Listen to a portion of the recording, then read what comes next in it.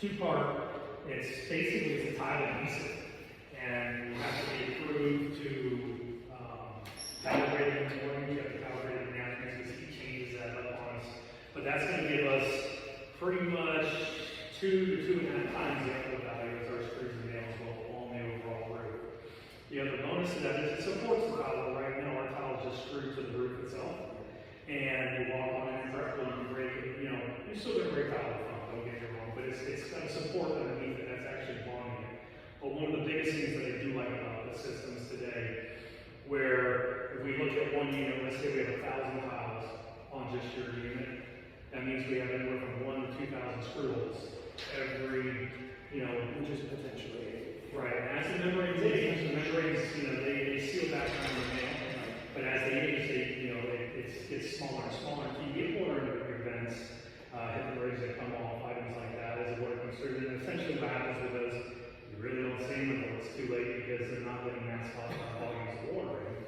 You know, they're saturating. If we have rain once or twice, it's not really a big deal because it's just the product itself will kind of push out. we've had repairs, they consistent with what you've seen, tile everything, cracked tiles, missing water, so we've had to make a repair already. The question is, the tile rooms that we have today, do they support standing seam metal? Yes. Okay. You gotta remember, tile, like you guys have a 9-inch tile now, and all the ones that I expect, we can't get that anymore, and if we want to put our hands on it, it's really not worth the cost to us. It's, you know, today's market, it's a 13-inch wide tile with a 12-inch exposure. So you're going to see about that much more, you know, so instead of being like this, we're going to be like this. Do they connect also on the sides? Yeah, there's an overlock and an underlock, and that's also designed for drainage, so as water comes down the tile, you know, where we're coming off, you know, they're staggered, so you have 2 sit together like this, another one sits like this. Any water comes out, this side comes out and just pushes out the bottom of the tile. You know, so ultimately, what we try to do with the base standards is, you know, design this so that tile roof, which is essentially your aesthetics, and it's a secondary waterproofing capabilities of it, but we want to try to keep as much water on top of that tile and off our primary membranes underneath it. Okay. But there's a big benefit not having to screw. Well, think about this. If we've got, let's say you have 2 screws in every tile. You have 1,000 tiles, it's 2,000 holes. Now, I can't tell you that when we put the adhesive on, we don't have to put fasteners in, because we do. You know, naturally, it wants to sag down as that procure. So every 3rd, 4th, 5th tile, we put a screw in or a nail. So you're going from, say, 1,000 to 2,000 pounds to maybe 100. Other than, you know, flashing, fastening, and stuff like that.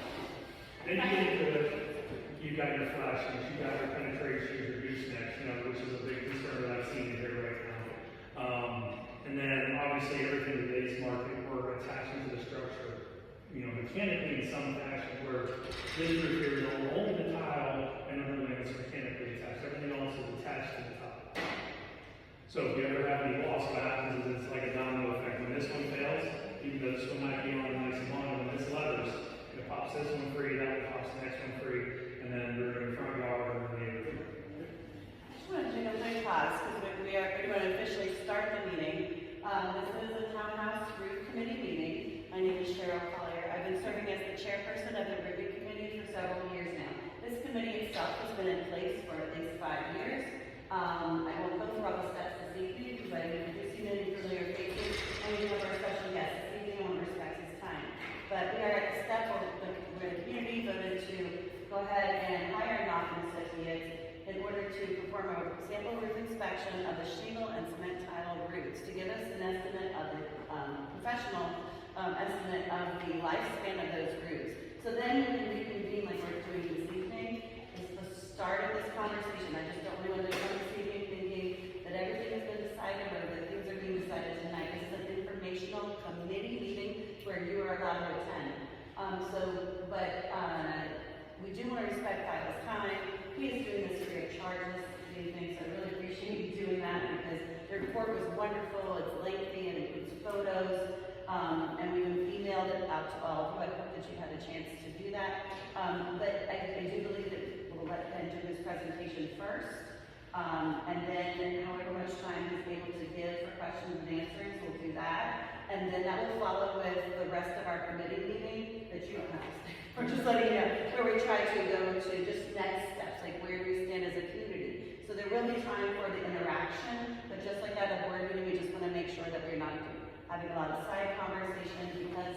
problem is we can't hear. And so we all came to hear Mr. Knopf this evening for the most part. After that, we'll follow with more of a committee, and we're open to staying and speaking to each of you. So I just want to make sure nobody's coming in and feeling like I need to hurry and rush. And he needs to start though. Is this pressing or can he start? Yeah, I just had a question on that. Oh, and also starting, and also let you know that this is being video recorded, and that is for the purposes of the rest of the community who couldn't make it this evening. We will not have Mr. Knopf every single time unless we choose. We pay for him for his time. So I wanted to capture that. He gave permission. Just to let you know. Do a real quick thing. Yeah, so how were the houses that were part of the survey selected? That was selected by the committee. I was given the addresses. So were they picked by houses that had problems or were they random sample? They should be, I requested the worst case scenario and the best case scenario and something in between. Okay. So let him do his presentation. So he had requested those, and so those are the buildings that were offered to him. So anyway, any issues with that, I'm happy to stay afterward and speak to you about that. Go ahead, Mr. Knopf. So we'll start. I started in the attics, and of the units I inspected, we saw some minor water sitting, but no evidence of any major decay. With that, I was actually surprised based on some of the shingle repairs that I did see. But basically, everything within the unit, attics themselves, I think we had one area of minor sitting, and that could be something that related back to construction of the building. We kind of tapped a little bit on the tile, and I'll do the tile first because that's going to go a little quicker. On the tile, the failures that I did find were in the hip and ridges. They're basically bond attached. There's no type of mechanical attachment, so we did find on every one that we looked at where the hip and bridge tiles are loose, which appears to be something that we're seeing a lot of, or you guys have dealt with a lot of. I see RT600, different color mortars. All suggested that you look at least your neighbors or you guys have had repairs from your roofs in that respect. The other concern I saw with the tiles, we have the normal chipping and shattering where bottom edges break off, not the end of the world. I think I saw one broken tile on the tile, the roof area we looked at, so that is very good. But sure, galvanized vents are rusting at the solder seams. That could be a concern. I know on the shingle roofs, which we'll get to here in a little bit, we did see quite a bit of repairs underneath these, so that's something that we have to keep in the back of our minds, because every time we go in, we have to open these up to put the vents in, that's a cost. And then we got to get to a point, and I'm sure your committee and board will do that, to find out are repairs valid from a cost standpoint or is replacement. From the tile standpoint, my opinion would be is we have probably 2 years before we are, we're not going to have much of a choice. But keeping in mind with the tile,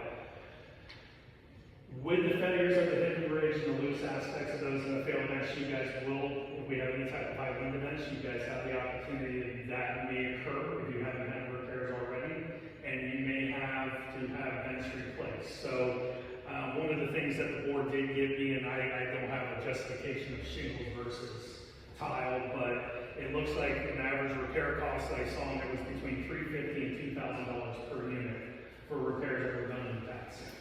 All right, so that adds up, and I think you guys are responsible for that. So it's just something to keep in the back of your mind. But I would say, and I talked a little bit before you all got here, 2-year window on our tile, and then what I would recommend at that point is to revisit it and see where you guys stand at that point in time. There's a lot of moving parts to a process like this, so I've given Cheryl and Dean and my number, they can call me. I have no problem helping you guys out with this, because you get into the multifacets that you got tile and you got shingles, and how do you kind of control all that throughout the community so they know they can contact me and I'll guide them as best I can for that. The shingle rooms, unfortunately, when they got up there, the shingles are not delaminated, they're separating from themselves, so there's a seal strip in those. We're required to have 6 nails. In most cases, I think in the 4 or 5 areas I've looked at throughout the community, we have 4 to 5 nails, and we have an immediate separation of the shingles. With that being said, all your different ridge shingles they're wearing, they break those over the slopes at the top, people step on them. There are many of them have large holes in them, so we have to be very, very careful of that. With that being said, when you look at the shingle roofs and you stand back out, you can see a lot of repairs in those midfield repairs underneath your vents. All of those are indicative signs of just the initial failures of the roof, when you add in the failing shingles with the large holes, the fractures, and the delamination between the seal strips, which is pretty much the major performance point on your roof. So as wind comes in, as the shingles overlap, there's a seal strip, and that bonds with heat, and that's where our nails go. So when that seal strip fails in high winds, the shingles start doing this. And when the shingles do this, they break themselves, they break their own backs, and then next thing they come off. I mean, I'm sure you guys being here in Florida, you've seen hurricanes where you walk around, you see shingle tabs laying all over the ground. That is the point we're in right now. Now, you're typically going to see a 3-tab more than you will the dimensional shingles you guys have now. With what you have here, you're going to see zip ring, you know, primarily at the roof, where you're going to lose part of the shingle or a laminated tab on top. There's not much of it. I don't see any value in trying to save or repair the shingle roofs in the current conditions they're in, unfortunately. With that type of failure, by the time you go in, you're going to mismatch colors.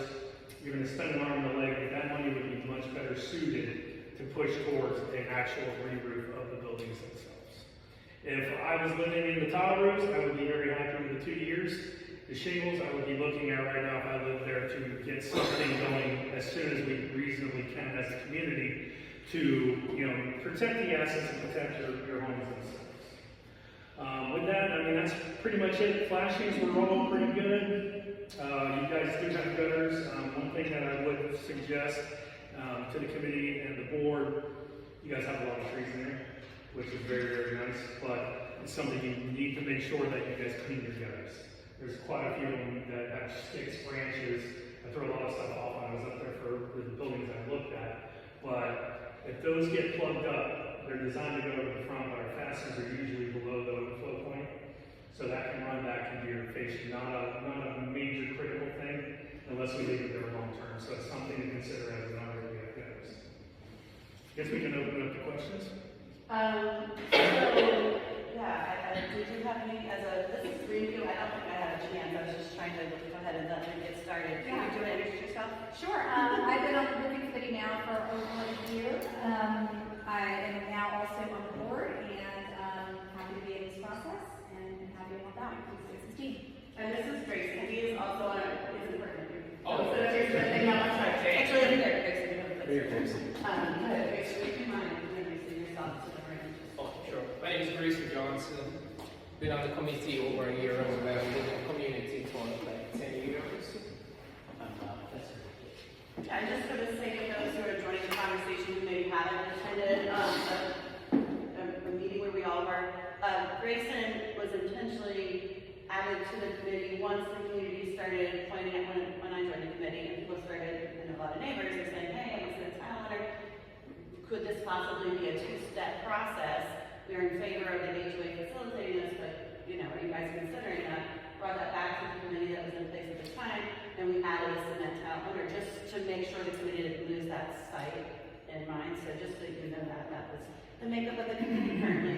We've worked many hours to get to this point, but if he does anyone is at all times Dean, and this is Dean, sorry, you want to introduce yourself?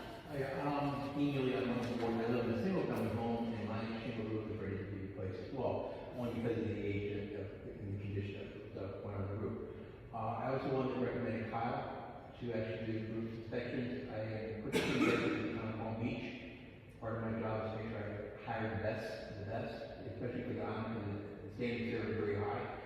So I recommend Kyle to the committee to do roof inspections.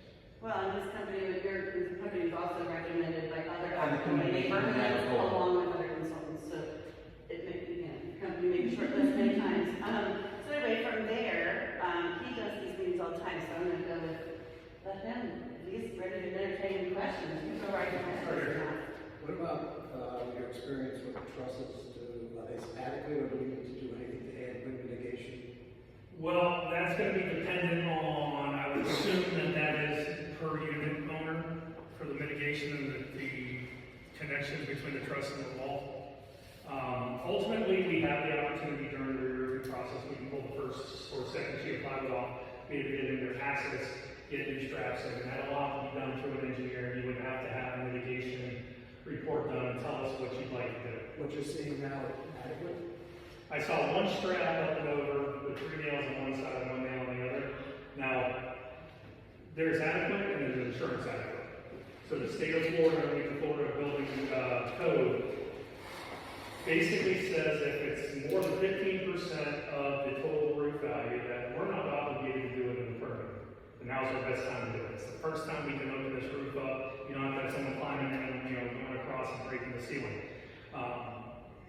If it's under that, then we are required to be permitted to do it. But that is not something my office says. We have to get a mitigation company in there, which I'm sure you guys already have. I don't know how recent they are.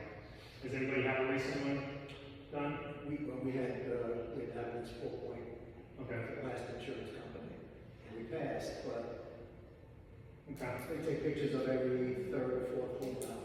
Yeah, what I would recommend in that respect, get a mitigation inspection done, find out what the requirements are of your insurance company. That can be a couple $1,000 to a couple, $10,000, $20,000 depending. I don't think we're going to have anything major for the units in here. But that would be something that what we would do is we'd set the directive and we would have a roofing contractor, who typically is a GC, would come in and tear the roof off, open that up, do all the connections and everything like that by lunch. And then obviously the inspections, and we did that quite often. Quick question. You recommend, I have 3 questions. One, you recommend 7-inch gutters if we replace them like a lot of places, or 6 on? Well, for what you have, if you maintain the flat tile and you maintain the shingles, 7 are not required. You're spending an additional amount of money, you have to change the bracketry, and that actually drops the gutter lower. So in heavy rains, not as much as everybody with the shingles because of the diffusion of the granules. But more so on the flat tile, especially, you guys have a thick right now at the lead edge, which would go away. But typically, the 7 is designed for, more roof area. Yeah. And for what you guys hear, 6 is probably For tile and overboard. shingles, 6 Yeah. is fine. Are you prepared to put, or available to put the fake wind turbines in as well that a lot of people have been putting in here? That can be done, that's something that. A la carte, I mean. Yeah. Ultimately, that's something that you have to approach the committee and board to, whoever they hire to do the design and do the contracting. That would be something that you would have to work out through them. Grayson was next. Oh, no, I was wondering, if I'm not mistaken, you mentioned the current tiles on the tile roof, those are no longer available. Correct. Is it a case where there's a shift from that type of roof which will affect the availability then of tiles, of replacement tiles? Well, what you're going to have to consider when we look at tile, and the shingles are the same. How many of you guys seen the repairs up here where the shingles don't match quite right? We've got red shingles on a, like a burnt bronze color. Your tile lines or color lines are never going to be the same through manufacturing portions of your tile and your shingles. So I always recommend when you do the tile and you do your shingles, you got great attic space, so there's a lot of them. You get a bundle or 2 up in there. Preferably not as much as shingles because they'll bond together up in the attic. But tile, we keep them in the garage. Keep them somewhere so that way if you have a repair, prepay that. We may not go 10 years or 12 years and still have shingles left some people from that. But that's the biggest thing you have to factor. Your manufacturing process of the granules is going to change. Your tile manufacturing process is going to change. Humidity for a day, at the manufacturing plant, the moisture content in the oxides, in the sands, in the cements, all change the color. One of the biggest things is that we got a lot of people up in, Palm Beach and these really nice houses, they like those dark, new society correct, flat, real bronze color is. We can never get a tile on any of those to match exactly. They actually have to go back in and pay to have them sealed with a colored sealer to get them to match. So it's something to always consider. Is that sorry, in the back? Yeah, so get quite a few questions here. Pass it along and pass it around. So it seems like we're making a lot of assumptions. We're making the assumption that all the roofs need to be replaced off of kind of looking at the worst and the bad off the roof, making an assessment based on that. Likely, seeing we're nowhere near the span, specifically of the tile roofs, that 2 years, probably a lot more than that by manufacturer that these roofs will sustain. It doesn't make sense to me to replace a roof before there's a drop on it. It's kind of like saying, hey, my car has 50,000 miles on it, we're putting the main sheet in. We're right? Instead of just do the maintenance on it, why advocate for replacing something before it's necessary? Why not set up a program by which we do inspections yearly and see, is there deterioration, instead of saying, everyone needs to do it. And also, is there going to be an opt-out process for, hey, my roof is perfectly fine, I'm putting a new roof on? So I want to just break that into two conversations. You can answer the validity, I guess, is what you're saying, of the sample roof inspection. And the other is a community decision about how we're going to handle this as a community. So I just don't want to, I'm happy to stay after he is gone and talk more about that. But if you have something to say on it. I mean, it's very simple. You have different aspects of roofing and how the materials you use and how it's attached. That all plays into factors on the longevity of the product. Your tile's going to get 50 years. If you go look at any manufacturer, they're going to tell you 50 years for the product. That product will be a roof tile in 50 years. It's your underlayment. It's your primary source of waterproofing. It's your roof cements that bond in and they tie into your flashing metals. When those age, they crystallize. When they crystallize, they actually separate. So that's what you also have to take into account. Now, in the report, if you've read it, it says we're in the initial stages of failure, which means your membrane itself is becoming rigid. A rigid membrane, when you have fasteners in your roof, does not reseal the fasteners that were all around the fasteners. So you will have minor water coming in if you have broken tile, loose hip ridge, or your gooseneck vents that we've seen up there. So with that being said, the initial side of what we had to talk about with the committee is 2 years, then revisit the tile.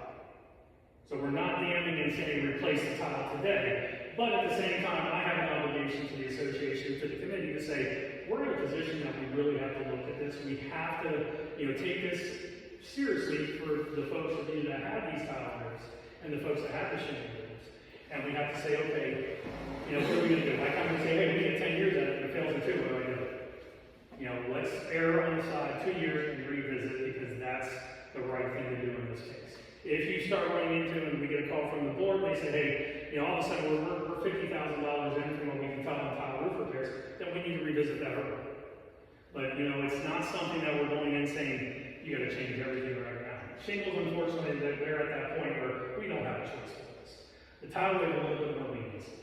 I appreciate that explanation, thank you. Did that completely answer? I want to Yeah, make that sure. answered a lot of the questions. And I read the report, and from it looked like, it was moving in a different direction, but your explanation. And that's why we invited him, because when I read the report, that was the way I read it as well. And so I let him know that from the conversations we've had, we don't have data showing how this tile owners feel. I had informal data because I walked around and spoke to many people and at meetings, and I just didn't hear an overwhelming sense of an urgency from cement tiles, where I have heard, again, informal data, just the conversations, you hear a sense of urgency from many shingle owners. We also know the amendment passed in the neighborhood, but like you said, we need to talk more maybe with Louise about your insight on how you feel it should be. So, some research too, like on the internet, the numbers you said were put on 50 years is what I was seeing all over the places, the lifespan. It's just So I don't know if it was just. So we Your should- underlayments are 15 to 20 no matter what you do. And that's an unfortunate downfall of tile. Your underlayments are your main waterproofing. Your tile is your extended and secondary waterproofing. If you keep the water on top of the tile, we don't get it down to the membrane, you get a much longer life. But that's one thing I don't like about tile. I would love to see a membrane, come up to the echelon of tile is, but it would price us all out. You would spend an arm and a leg. Okay, I have a comment for Jeff. Jeff, so we don't say walk. For us, we're about $1,000 into repairs now. The key on the tiles, if you were after a storm and you start to see water pieces on the patio, they're loose. So we've had broken tile, and we've had loose mortar, and we've had caps come off. Yeah, so you're likely going to see loose mortar. All right, your tile itself is not loose; it's screwed on. What you're hearing is wind shatter. Yeah, so your hip ridge, yes, I would definitely see what I saw there. If you see chips of tile, that's what they call wind shatter, because essentially the code allows us to have 2 inches of deflection and wind before the roof tile is considered a failure. So when they do this, And we're also getting broken tile. So maybe it's a result of them walking on the tile roofs when they, right? Because tile is not available, we've had to bond. And bond's never going to be as good as the original tile. Correct.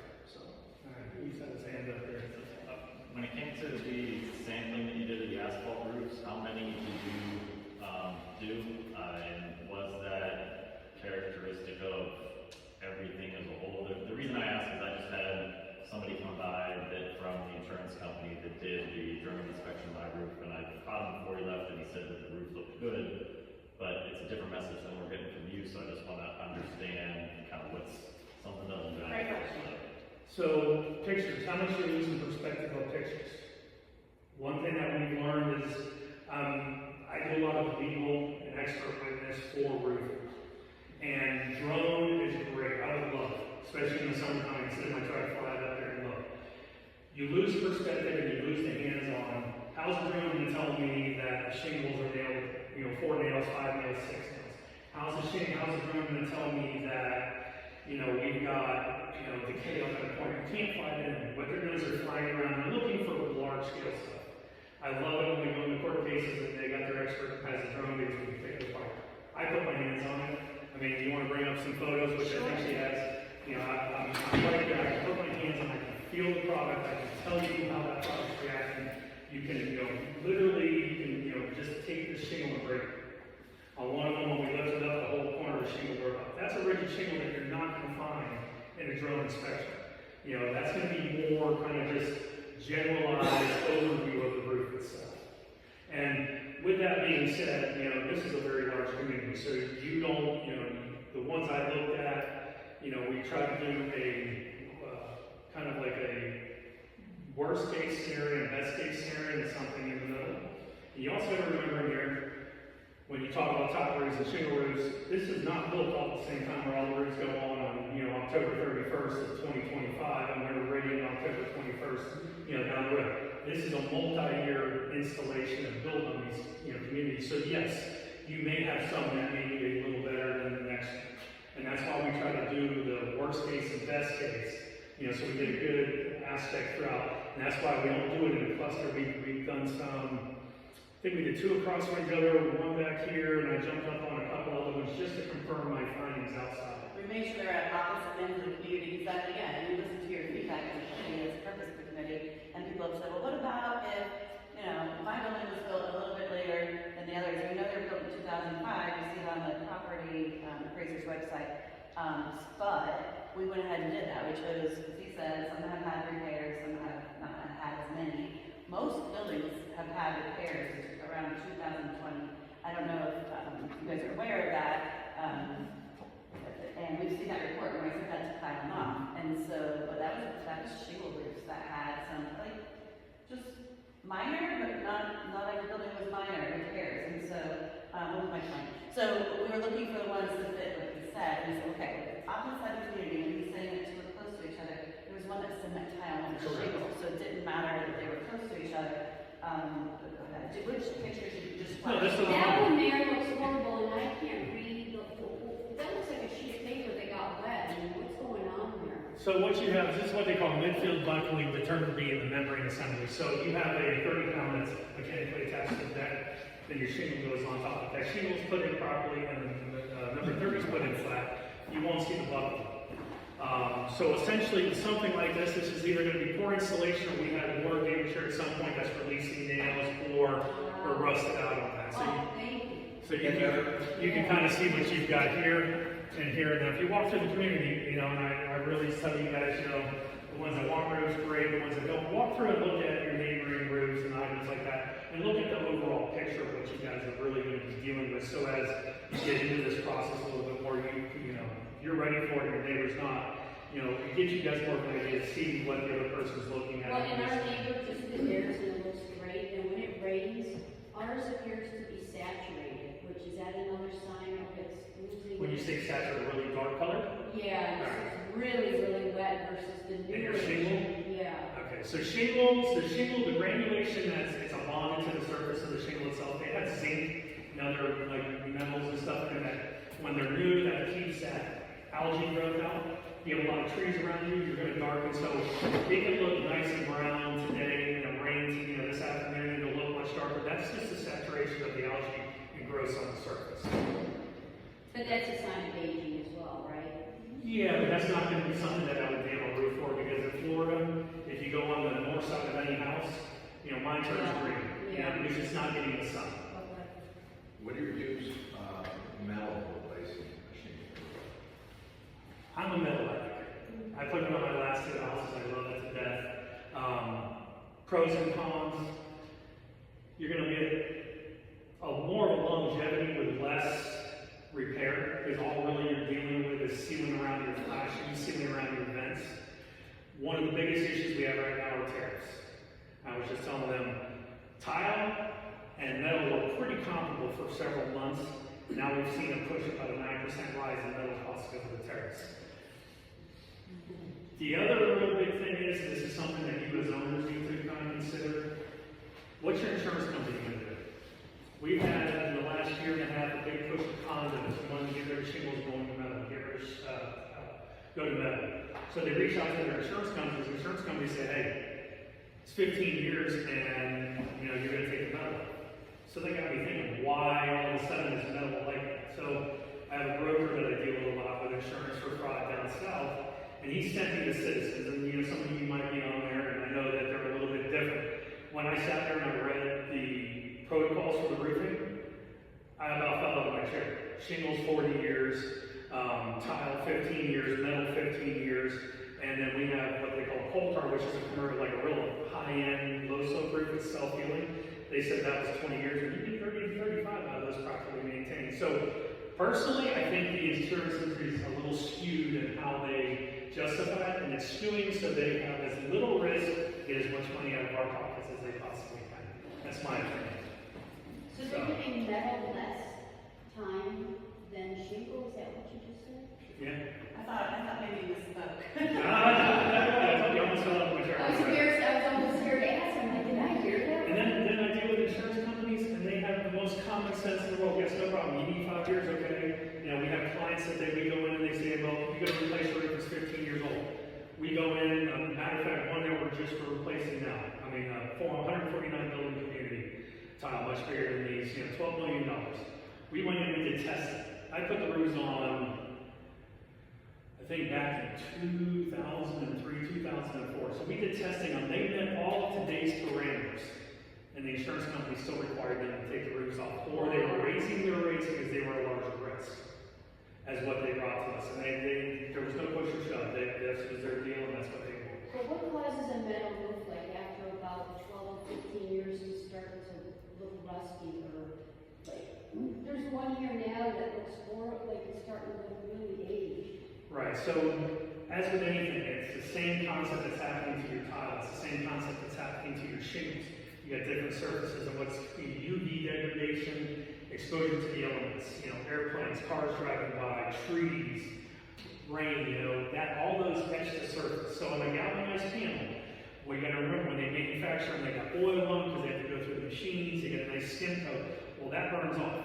It may not be burning down into the metal, but that nice, you know, finish that you have, it's kind of like painting your house. You paint it every 7 to 10 years. Same concept. With galvanized metals, you'll have that impacts from golf balls. You know, people walking up there and scratching the surface. Galvanization happens on the surface of the panel, the backside and the top side, it's not the center. So if you scratch that, then you're exposing the metals that's going to rust. Rust is a cancer. You have to treat it properly, you have to eliminate it, treat it properly, and finish it so it can't come back. If you just try to paint over it, which I see 100,000 times a year, you know, you got a big nice, you know, repair and it's all bubbled up because it, you know, just rusted underneath it. You have options to go to aluminum, which is not really required here. You can get galvanized and aluminum with fancy colors if that's what you guys want. There are many options. So what do you recommend though for metal roof? Aluminum, I'm assuming, right? Yeah, but I mean here for the cost, where you guys are located, typically the only time we're really using aluminum is on really high-end homes, and when you're within a certain aspect or a certain distance of tidal river, you know, with salt exposure. We have to use it at that point in time because of the coatings, and it has more longevity than salt. But people are saying, oh, metal, I want metal because it's maintenance free, and that's just not true. It's not.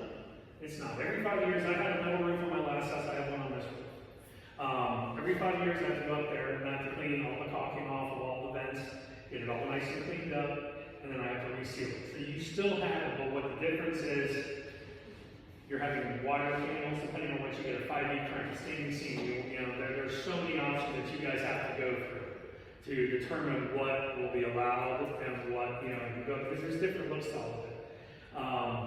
There's boots with bugle that we have to, every several years that may have to get addressed depending on if it lifts or not. So it's something to consider. Yes, long term, metal's going to be, less labor because everything's on the surface. It's going to weather better in winds. But if once it's dented, you can't just go up there and replace the panel. It's going to look completely different. You go from an edge to a shiny. There's pros and cons to it all. But I'm a metal guy all day long. So, I always advocate metal. That's But what who do we you do. send up to clean your metal roof? Because I hear guys don't even want to go on a metal roof because it's huge liability to clean them. It is, and I will tell you, I don't get on a metal roof until after 10 to 11 o'clock because they are slippery. Yeah. They are definitely slippery, and that's another thing you should consider. That's a great point. On the two-story buildings, that's a bigger risk if someone has to get out. I just want to make sure that we are equally getting time to ask questions. I also don't know if you guys would prefer that we go through the photos and have him speak to them. Who wants me to have him answer a few questions first? And then, I know you did have your hand up. Maybe we hit Paul, and then what do you guys think? Do you think the best way is to flash through the photos and let him highlight things? Who would like that? Okay, so, and if what do you guys think? Any input But you from? already went to those. It's very thorough. Yeah, I don't know. Say again. It's very thorough so far. I don't believe it. I don't know how much of that goes to go there. Oh, okay, perfect. All right, go ahead, Paul. I think you know, that's just me. My eyes are shut in this. Okay, next. Tile roof, what happens when the roof is a few years old and a hurricane comes through, the tiles still come off? And it's not a high-level hurricane. Improper installation. Is it? Most of the time, I would have to lean towards, improper installation. We want to look at that to confirm it, but, with the aspects, there's always things that the crews can install properly, lead valves. But if it's a couple years old and the tile comes off, that's a significant concern. I really want to get my eyes on it. Well, and there are people with tile roofs, at his point, that have to have the HOA clean it. And a lot of people get very upset that these guys are walking on the tile, which, to your point, it's because it wasn't secured properly, but you should be able to walk on the tile, clean it, or no? You can walk on the top of the cleaner, yes. You want to walk on the butt ends, where we have tile on the roof, we have Well, tile on the professionals, roof. right, but you Yeah. could technically Can walk I on just please ask that we keep the conversation, though, just that we don't walk away going, oh, we didn't get all the answers. Because now we're getting into maintenance of tile roofs, and I think that's like a different I'm trying to get hold of this guy while he's here. Yeah, but he charges for his time, I'm just saying, he charges for his time, he's here tonight to go over this report specifically about the lifespan of the roofs. So if we can please, I understand, we would love to speak to Kyle, but his time is, expensive, and in the future, we can consider inviting him back and have as many conversations as possible. But hopefully he's starting to see why the committee has asked the community support hiring a roofing consultant, because we are not roofers, we are not the roofing experts in the room. This is a perfect example of why you hire a roofing consultant, or why the other Abacoa neighborhoods highly suggested and said they would not do it without a roofing consultant. Anyway, yes, please do. Can you tell us what does a roofing consultant do? All right, that's simple. I am actually a state licensed roofing contractor. I keep my license inactive. I don't physically put roofs on. I represent communities like yours. I do effectively everything in roofing except installations. My firm essentially handles litigation, quality control, design, vetting contractors, and then handling situations that happen on a community that we may not see. That's effectively what we do through the consulting aspect. That's done right down to personal injury with workers falling off the roofs and going out there for insurance companies, looking at insurance fraud cases, doing forensic dissections of roofs that understand what failed and why it failed and who's responsible for it. It's interesting. I'm only 23, that's why I have gray hair, but at the end of the day, it's definitely been interesting. My grandfather, third generation, my grandfather had standard roofing. I don't know how many of you are local around here, down off Lake Worth Road. My father took that over. He kind of transitioned out of actually doing roofing into he got brought on as an expert, and that's how I kind of come into it. But effectively, the simplest way I can say is I'm here to be your liaison and answer your questions and make sure you guys are educated as much as you possibly can be, because this is not a cheap process. This is not an easy process. This is a construction process, and it can get detailed. Some of you may not have any issues at all. Some of you might be that elite few that have every week you're doing out the entire project. But that's what I would come in and I would become your liaison, working with the board, the committee, and you as an association to make sure if something gets damaged, we get it taken care of. What about the bidding process? Can you talk about how you would help with that? Or how you... So effectively, I don't know if you guys have looked in the phone books, but there are multitudes and multitudes of roofing contractors. Part of what my office does is we vet them. They have to be pre-qualified to bid work for our projects. And what that allows me to do, allows me to see the number of crews they have, who the manufacturers that they're approved installers for, and what echelon of applicant they are. It gives me the opportunity to make sure that they have the proper amount of crew, because we don't want a guy to come in here and put a 10-man crew on all of these buildings. He'd be here for years. We want to make sure that they have the equipment, that they can bring the materials in and take things out, so we can minimize your discomfort while this process goes on, which we'll have. We're never going to get rid of that. But, a truck sitting outside of your apartment or on your street for 5 or 6 days versus 5 or 6 hours is a big difference.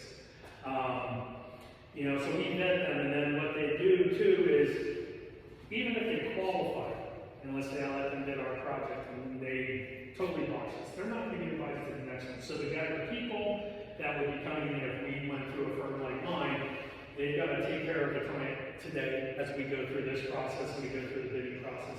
They're going to take care of you guys throughout the process of the construction, and then how they handle the clients after the project, I'm not involved. I'm always around. You can ask most of your management company. I've worked with them before. One phone call, I'll jump in if we absolutely have to. But effectively, I become your kind of go-through with the roofing contractor itself. We set the bids. We're going to set what shingles, if we select shingles, what shingles we're going to use. We're going to bring samples in, let everybody, basically sign off on it. We're going to tile, same concept. We're going to talk about the elements we can do, what are cost benefits to do upgrades and what don't we need, kind of like with the aluminum versus galvanized. We're looking at metal. All the different options you guys have is part of what I will do to try to get you guys as educated, i.e. with the committee and the board, so as they present this to the associations and the membership, we've already narrowed down what we can and can't do, and then you guys have a much smaller option of the top part. Profiles, profile metal, standing seam versus 5E. I kind of do all that work. Then we get into going through the bidding process and bringing the guys out, which is mandatory on site, walking them through the entire community, telling them what we can and can't do. Then it's going to be working with the contracts, and I can do contracts, but if your association attorney has a better contract, I'm always for that because he can protect you better in that respect. I'll do roofing, he can do legal. And then we bring it through pre-construction, where we actually hire the contractor we've hired. We're going to have another meeting before the project even starts with that contractor. We're going to go through the committee and the board saying, you can use this, you can use that, but this is throughway only. You're not going to be allowed to park stuff in your driveways. You've got to live. We're going to go through the pros and cons of what you guys don't expect if you work from home. I always recommend, and I did it for 20-some years before I re-roofed my second house, and I went inside for a drink of water. I went back on the roof. It was so noisy.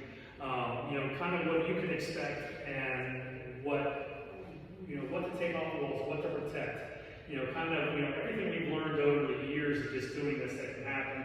We can't cover everything, unfortunately, but end of the day, we try to get you guys as educated in what to do and how to do it, so that way we can minimize risk, and minimize, just that discomfort throughout the process.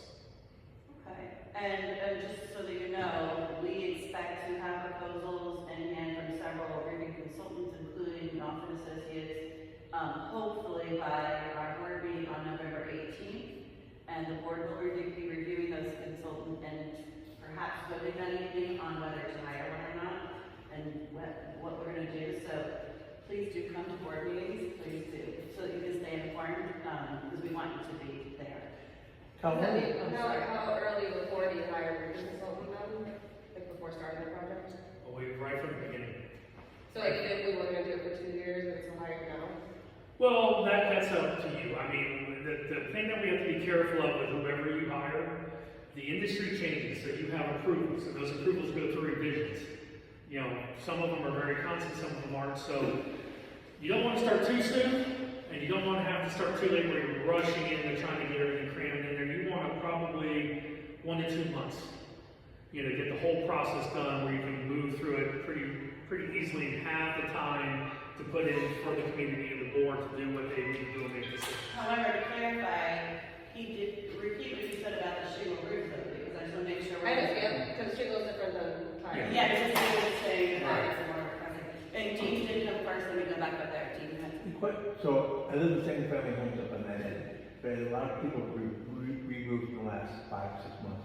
I've noticed that during the re-roofing process, at least 5% of the wood 4x8 can be taken off, because if you look at it, and ask the homeowner, do you have any leaks in your house? No. But if you look at the wood that they've taken off, after they take the roof off, the 4x8s, there's a lot of damage or water. Yes, it's essential, what we talked about earlier, as you penetrate our membranes, they expand and contract and they actually seal, but over time, that hole, it doesn't quite go all the way back. So what happens is it's letting a little bit of water in, but not enough for you to see it inside. Sometimes that happens. Most of the time that plywood absorbs it, the truss absorbs it, your insulation absorbs it. So by the time you see the damage inside, you know, it's pretty, you know, it's a lot larger for you to physically see than your ceiling. And that's why part of what we did with the attic inspections. The other thing that in my report, you guys will see, depending on the building, some of you have like a blaze guard drywall firewall, some of you have FRTP. FRTP had failure points. Don't think we're going to be old enough to have to really worry about that here, but there may be a probability that we might find some brittle FRTP, which it's a fire-rated treated plywood. So essentially, if my unit catches fire, it's designed to create a barrier. You're still going to have damage and smoke and water and all that other fun stuff from the fire department of the fire, but it's designed to keep that from jumping over, and it has to be 48 foot off our center common ones. You might find it in the field they used it, but just so you guys are aware of that as well. Okay, and before we go back there, I just do want to say, just make sure I get my questions answered this evening too. Could you just speak about this? This is the title, right? Yeah. Sorry, for those in attendance, that this might be. So obviously this is our hip tile here, and what's happened is you can see that it's bonded. Can you scroll up more? This one. So this is a point of mortar. And what they do is they put this in and they set that tile in and they butter it up. And then what this does, this bonds the hip tile to our field tile and creates a nice finished look that you guys see. Well, it's concrete, it shrinks over time, and what happens is your bond is compromised over the year just from age. So when you see this one here, in my opinion, has had failures before, and you can see this is what they call an RT600, which is a roof tile adhesive caulking grade. It's not designed to need the sun. If it gets in the sun, it burns right up. And what happens with it over time, it becomes rigid, it dries, and it releases its bond anyways. You know, so what I see here is not ideal from the long term, but what you'll also find, can you scroll up one more? There was one, I thought we had one. Is that a white tile roof? Yes. I'm going backwards, I'll let you know. And that's the other thing too, you can't get white tile like this anymore. They discontinued it because they could not maintain the color. So the closest you can get is a model, which is relatively close. Well, I thought I had a picture where I was lifting 1 and 3 or 4 of these tiles. And how can they repair that? You can repair it, yes, but the problem is it's going to be something that's going to be a constant battle. And if you repair one section, you have a section down low, and we have a high wind event, and that starts lifting up, it's likely to either bypass that, and hopefully it'll stop if the contractor does it right. But unless you do them all, you're always going to have that opportunity for failures in these. Now, the new way to put them in is there's actually what we call a nailer. It can be a 2x4, 2x6, depending on the profile of the tile, and or what I like to use is trim lock. And what that does, it gets physically attached to the structure over the hip of the ridge, and then you actually apply foam and bond the tile and then point it up. So you're actually physically bonding that tile to the structure itself, and we're not relying on cement to maintain that bond over the years. And you were saying in your report that there were only 4 nails with a shingle, and there's supposed to be 6. If you scroll, if you keep going down, I think you can see that's a ridge. That's just a pitting. You guys can see the surfacing of your shingles are coming off there. It's going to be, I think, the last couple of photos. Oh, we've got it. Slow down a bit. Because of a shingle and cement tile and shingle. Try to break it a little bit. Yeah. Well, they have this is very strange. Yeah, so you can see here, very little effort, just dragging with the thumb on the top of the shingles free. You can scroll up now. Keep going. That's pitting. Here's a great example. You got holes in the shingles just from them completely worn out. That's going to be in probably a ridge the way, this is a ridge shingle here. I want to say it is, there's some repairs in red. The pitting, I think it's like the last 3 or 4 photos. What does this mean? Built-in gutter cover roof? Is that like important for us to understand, or? Well, the only thing that we have to worry about that is with the building department. We're going to try to put that back in for you guys. And what it is probably between 2 front doors where the water was coming off and coming into this one and into this one. So they built that in there. Technically, it should be 100% supported. It's really not. So that's our list of things that need to be corrected. Well, we're going to try to slide that one through. Okay. We just did one up in Palm Beach Gardens and kind of explained to them the situation. They allowed us to do it. We had to put a support underneath it, but that, they didn't want it to be an issue. Okay, has to meet the inspection. I think that was it. I just wanted, those were a couple of things from the pictures. Yeah, right here. Right here. So you can see now, just one finger, we're lifting the shingles up, and if you scroll through, let's see, we're in the right area. Thank you for taking some Right here. pictures. So you guys can see here, you have one nail here, and what that is designed, each shingle is specifically tested for wind, and they have their own specific nailing patterns. Most of them are exactly the same, where you come in 1 inch in from each side. We have shingles that are 5 inches in, and then we have 3 nails, and then we have like 18 inches of nothing, and then 2 more nails on the other side, leading to 5. I thought I had some, try to get good overviews. It's tough because, it's just me here, but, so you can kind of see here, there's no nails in your shingles. All right, and that's your main point of uplift. So what we're relying on right now is that the shingles run over the nail properly and that bond strip or seal strip is doing its job, which we don't have here. Now, there are nails on this side, and we do have 1 nail that way, but I think this one here only had 3 or 4 nails in it, and we're required to have 6 for our highway. Was that because it was built 20 years ago, or is that just it wasn't seemed to be? 20 years ago, we were still required to do that. The problem you have with tile and shingles, anything like that, once you basically put the nails in, you put the next piece over, unless someone wants to physically go in there and look, you're never going to know. Right. At one point when I was calling the different consultants, I believe it was something that you said, one of the reasons to hire a consultant is because we've got different crews. Mm-hmm. And then sometimes you've seen, where materials are changed or the quality goes down after that first one. Could you speak to that? Well, it's simple. Like the last big project I just had, they came in, I was out of town, the contractor put 5 roofs on. They came in, the building department came through, inspected everything. The crews cheated where they stopped it. They're required to stop midfield so the building inspector can see underneath the tile to get the foam placement. I'm the kind of guy, and all the contractors know I'm going to go back, I'm going to look, I'm going to lift shingles. They damage, it's going to be on them. I grade tile because I want to see what they've done. We had them tear out 5 roofs. 5 complete roofs over, I think it was 250 squares of roofing. Now, they weren't happy, but you know what? At the end of the day, we paid this contractor to give us a quality installation. We set our parameters of what we wanted. We did not get it.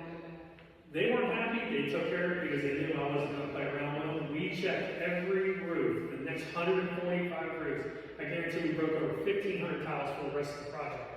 And that's all on them, because we caught them. The crew then decided they were gonna lie. They lied to myself, they lied to the manufacturer. It took about 30 seconds, and they were gone. I don't play the games with them. You know, when I come into a project, I hate taking money off of, food off someone's plate or money out of someone's pocket, but we're paying good money for something. That's what I want. You know, you can go back and do some history on me. Most contractors, they hear my name, they don't like me. And that's the exact reason I don't take the BS. We're paying for what we're paying for, that's what we want. If we get a little take care on something small, that's one thing, but we're not gonna give up the big things because this is where you guys live, and we need to make sure that in the wind events we have here in Florida, that we try to keep you guys as safe as possible and keep that roof intact. Not only for your insurance, but you know, protect all the assets in your home. What about when the town of Jupiter does inspections? Isn't that good enough? No, I'm Yes. just saying, that's something I've heard. Town of Jupiter is more stringent, I will give you that. I've had the building inspectors come up and ask them for me to hand them a permit so they can sign off and keep driving. Town of Jupiter is a lot better off, but, you know, they're not gonna be looking at it in detail that a roof consultant would. A good roof consultant. You know, I've come in after them, we found tons of stuff wrong. I've got one right now, it was finished a year ago. They fired him, they brought me in, and now we're getting ready to replace all the roofs because the foam wasn't right on the entire buildings. And we actually have roofs at 14 months sliding down slope because they didn't have the proper bond and they put the right amount of foam in there. Yeah, we'll go here and here. These types of checks that you do, that would happen during the roofing installation process, do you provide feedback to us on that? Do we get a report? Do we get something that shows what You're gonna get a report. validated so that? You're going to get a report with photos just like this, but it'll be a field report form. It'll tell you what to do. One thing that I've been doing lately, and if it's something you guys hired my firm to do, we'll get with the board of committee, and I will send that report with your blessing, you know, right to our installing contractor, so he can see everything good, bad, and different. That way, there's no question that he ever got it. That'll get emailed out at that point in time.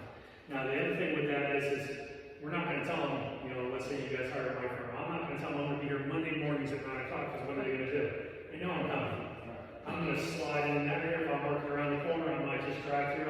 You might see me, you know, being just creeping on the side street. You know, I tend my windows real nice and dark, and I'll sit over there and I'll watch them. You know, you'd be surprised what you can catch these guys doing. Yeah, so there's a couple of points of confusion in the discussion before we get to the pictures.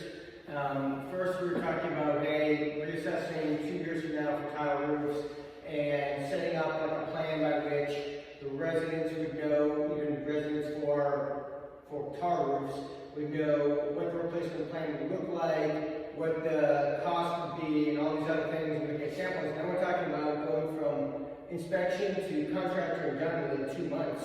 Those are very, very different timelines and very, very different plans of action, right? From going from the beginning of, hey, in November we're having a meeting and execution in 2 months, looks very different than, hey, let's look at this, let's do inspections, let's bring in products, let's develop plans, let's create like some kind of budgeting. What is the actual timeline for this execution? And will there be an exemption if you seek an inspection or something? I think I'd asked that question earlier. So the committee can't answer your question this evening. That would be a question for the board. The board will, like I said, this will be reviewed by the board. Nothing is being done in two months, as you're stating. This committee has been meeting for 5 years. We've had many community meetings. The board, it has been on the board agenda for every agenda for the past couple of years. So nothing is being done quickly. We were simply waiting for the consultant to do the inspection, to bring to the board so they can have that discussion. It has been an ongoing discussion for years, but I also don't want to take time on that. That's just something that's going to unfold as a community. He said he wouldn't need 2 months. He's just mentioning that because she asked how long it would take. He's referring to the fact that, well, he's not referring. What's going to be the discussion between the committee and the board is now that we have this professional inspection verifying that the shingle roofs appear to be timing that the board could consider approving that to move forward, he would need, which is 1 to 2 months, his company. So different consultants will be considered, but sure, he only needs 1 to 2 months. Can I also say So, that? As you know, to our governing documents. The amendment specifically allows the board to do a one-time roof replacement for the townhomes in particular. And you can imagine why. There are people who don't want to change their townhome roofs. You may be one of them. Your neighbors may feel differently. So what do you do in that scenario? You can't change half of the roof. So this was an issue that we recognized, and therefore we actually had the amendment passed, which gives the board the authority to do this project. So that's done. And now we're going to go through the steps to make sure that the project is done competently, professionally, and with input from the community. But it's going to happen. With that vote though, right, that took place, and I guess there was some doors knocked on, some votes that came up so we can get quorum for the first time that's ever taken place in the community. Been here for 14 years, only vote that's ever had a quorum, which is kind of interesting. And in that, like, it's interesting there's no cost associated, no projection, it's, hey, let's add this, and there's still no discussion of what is the cost, where's the timeline. All those important details seem to be lacking. Well, those are decisions and discussions that we're going to have going forward. But it was premature to have those discussions if the amendment didn't pass. Without the amendment, the board had no authority to go forward. So we take this one step at a time. Now the board has the authority, and now we're going to have the discussions about the costs and the best way to go forward. May I just add something, because I do appreciate your concerns, but as, I don't remember your name. That's okay. My name is Maya. The reason why we had a quorum is because countless people here have put in their time, calling owners that live out of state. It has really been a huge effort, and I really want to thank the board and this committee just for making this happen, because our roofs, we have a shingle roof and we have holes in it, and we have to replace it. And just like you're saying, it's just almost impossible to have, if we have 6 and we have 2 units. So one of them we have 6 people and there's 6 neighbors, so 2 may want it, 4 may not want it. Like, how do we negotiate? So this is absolutely, in a community like this, and an HOA, it's just, there's no other way to do it, honestly. So I really thank you. Yeah, and as far as the cost for your roof replacement. Yeah. And I have there to be some that are not happy, but I have researched the cost of my roof replacement along with my building mates. We've had a discussion in the building. Some of them are here this evening. So if you were interested in the cost, how much it would cost for the various roofing coverings, you can call roofers and they will tell you right away. I've had many estimates given to me, so I don't think the cost is unknown at all. We will know the cost of the roofing consultants at the next board meeting.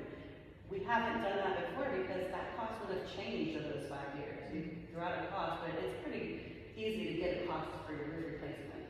So that's why we have not, because we're also not roofers. So we don't know which roofer we're going to hire. It depends on which roofer you call or which one gives you an estimate. The prices do vary, but that also